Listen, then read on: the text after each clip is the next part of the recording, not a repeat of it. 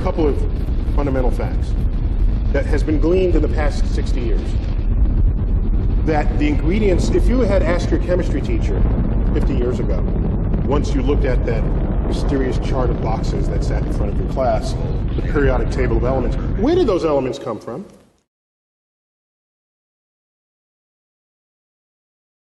The chemistry teacher would actually not have an answer for you. They'll say, well, we dig them out of the earth. That's not where they come from. It took modern astrophysics to determine the origin of the chemical elements. We observe stars. We know what goes on in their center. They explode, laying bare their contents. And what we have discovered is that the elements of the periodic table, that which we are made of, derive from the actions of stars that have manufactured the elements, exploded, scattered their enriched guts across the galaxy, contaminating or enriching gas clouds that then form a next generation of stars populated by planets and possibly life. And so, when you look at the ingredients of the universe, the number one ingredient is hydrogen. Next is helium. Next is hydrogen, helium, oxygen, carbon, nitrogen. Those are the top ingredients in the universe. And you say, well, okay, that's kind of cool.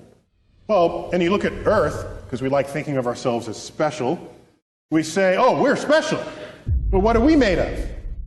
Well, what's the number one sort of molecule in the body? It's water. Well, what's water made of? H2O, hydrogen and oxygen. Hydrogen and oxygen. In fact, if you rank the elements in the human body, with the exception of helium, which is chemically inert, useless to you for any reason other than just to inhale it and sound like Mickey Mouse. Hey, number one in the human body is hydrogen. Matches the universe. Number two is oxygen.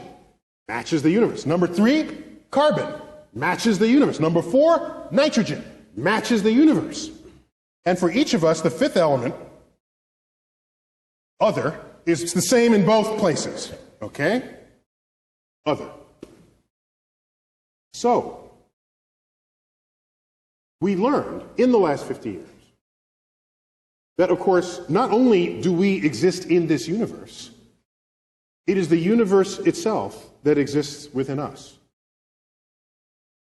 And had we been made of some rare isotope of bismuth, you would have arguments, hey, we're something special.